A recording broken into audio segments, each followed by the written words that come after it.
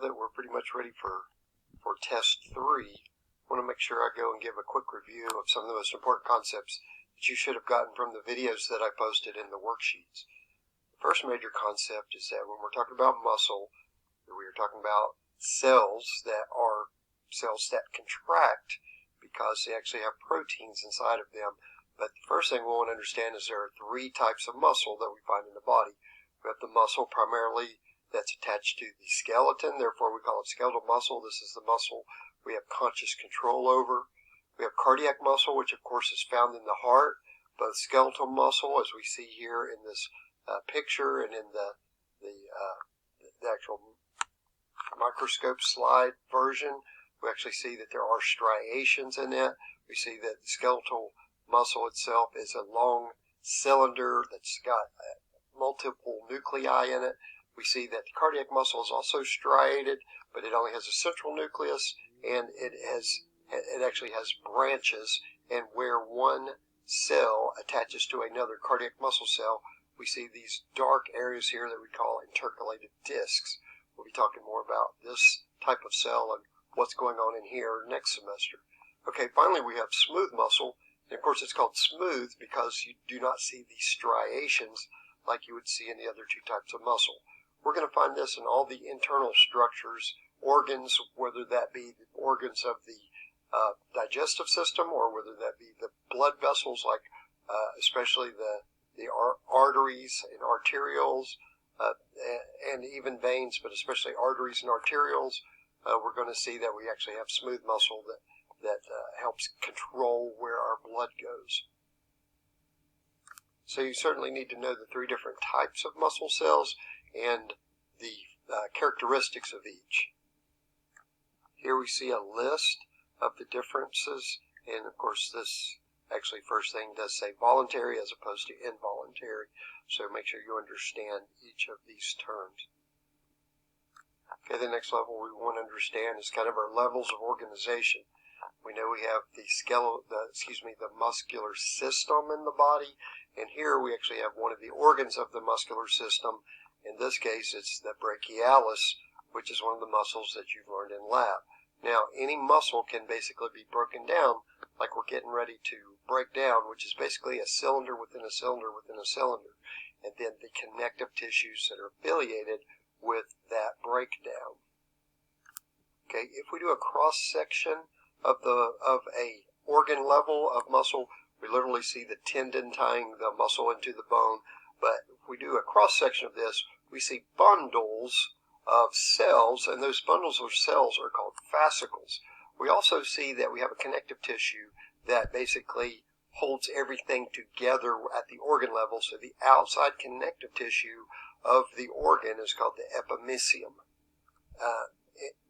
Myo or sarco is affiliated with muscle.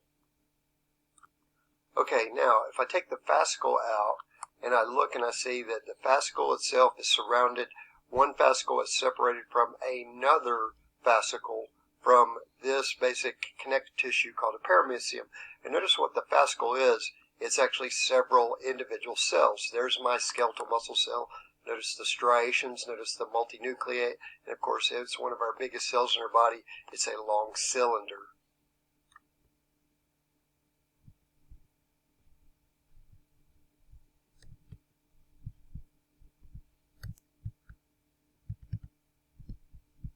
Okay, continuing on, again we have the skeletal muscle organ level. In this case it's a brachialis. It is dissected into fascicles, bundles of individual cells, surrounded by connective tissue called an epimysium. So here's one of the fascicles. Notice here's one of the cells. There would be another cell, another cell, another cell. Now, this particular fascicle is separated from other fascicles by connective tissue called the perimysium, and then each cell is separated from other cells by this connective tissue called the endomysium. Okay, so what we want to do next is look at the actual muscle cell, also called a muscle fiber. Again, notice how it's a long cylinder, multinucleate, striated. So notice we have the muscle cell. Again, here we're not showing the whole cylinder, just part of it. So we do see one of the nuclei, and we notice that there are even bundles inside of this cell. So look, most muscles are fairly long. Okay, not every muscle, but a lot of muscles are long. So notice I've got these bundles called fascicles inside of this. Then inside the fascicles, I've got another long cylinder or bundle. So a cylinder within a cylinder within a cylinder. Then so here I'm at the cellular level, here I'm at the cellular level.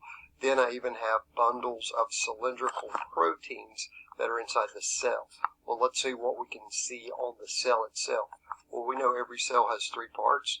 Every cell has a nucleus, has a cell membrane that surrounds it, and it has the cytoplasmic contents inside of it. Now that we're talking about actual cells, instead of just the general cell that we tested on in test 2, now sometimes some of the names have more than one name to them. So in a muscle cell, the plasma membrane, that cell membrane, is also called a sarcolemma. So this is still a phospholipid bilayer with proteins embedded in it, just like a cell membrane of every cell is, but in particular this is a specific membrane for a muscle cell or muscle fiber. Okay, so remember, the cell is the smallest actual living level of organization in the body. So it's got a nucleus, it's got the cell membrane called the sarcolemma. Notice I've got the term sarco, and anytime we see the term sarco or myo, we know it's referring to something about muscle. Sarco literally means flesh. Now, instead of an endoplasmic reticulum, we have a sarcoplasmic reticulum. And it still does the same thing that endoplasmic reticulum does in a general cell, but it has a few specific features to muscles. One of the things that the video keeps popping on there. One of the things that the sarcoplasmic reticulum has is it has some structures that extend all the way out around the protein cylinders that are inside the muscle cell. Okay, so we have something called a triad. Well, tri means three, so there's a group of three something that is making up part of the sarcoplasmic reticulum.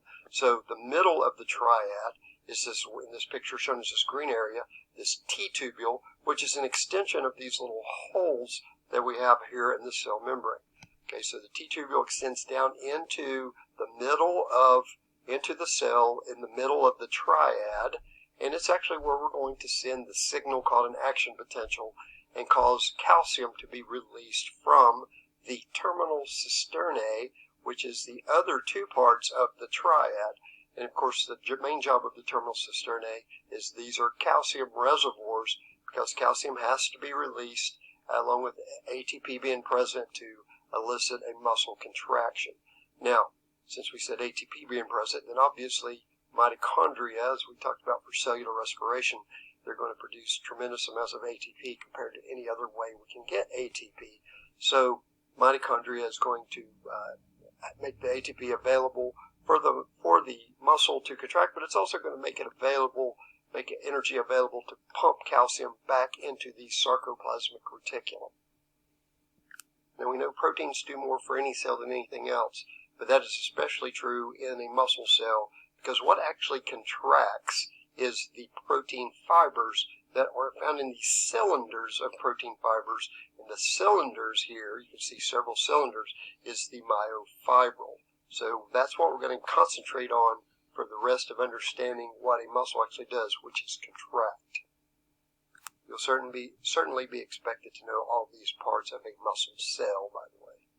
Oh, and by the way, the cytosol, which is the fluid portion of the cytoplasm, and of course we established earlier that men have more water in them than women. Why was that?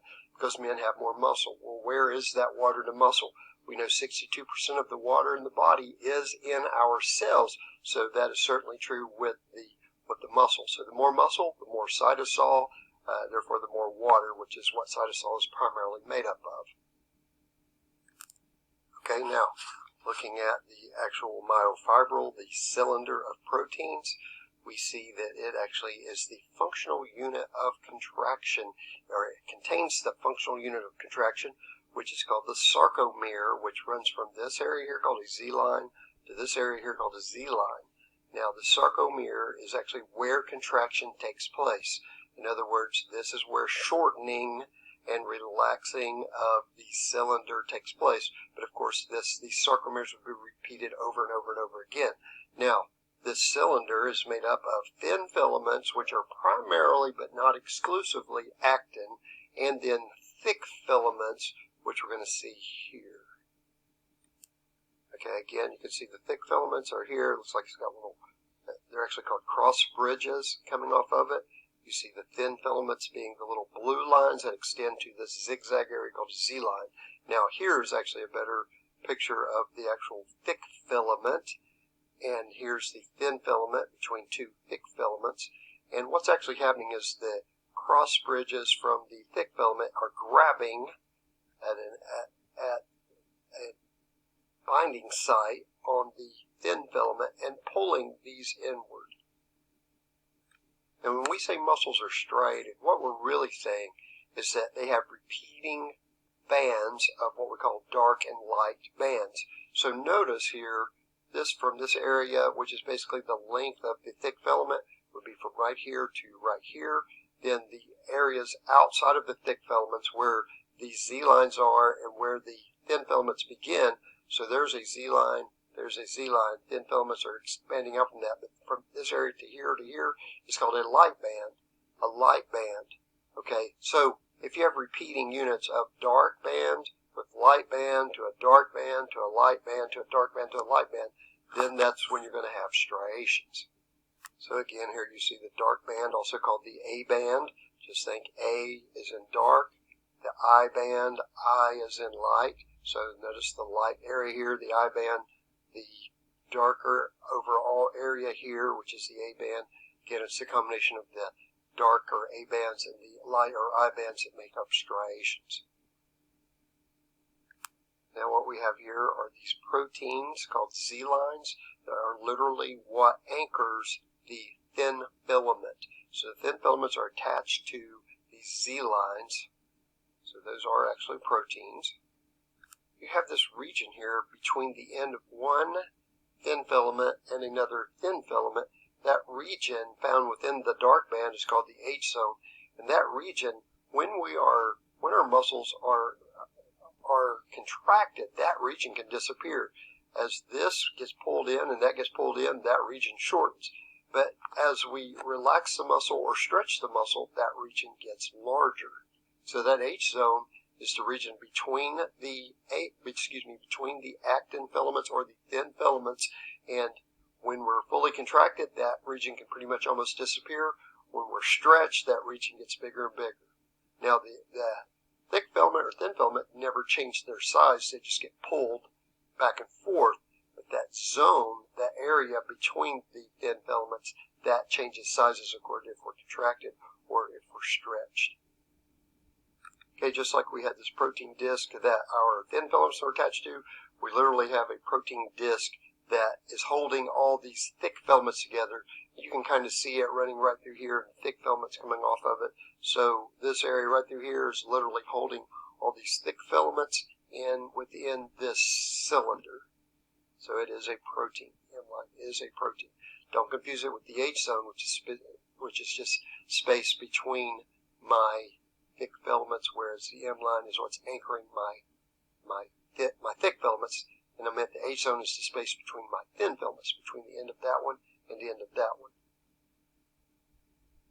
So the sarcomere is all this repeating stuff between one Z line and another. So we say the sarcomere is the functional unit of contraction.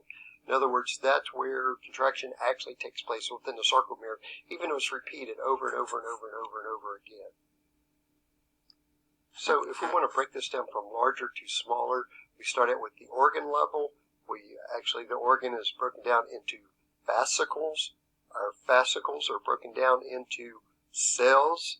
The cell is broken down into the cellular structures and the myofibrils, or the protein cylinders.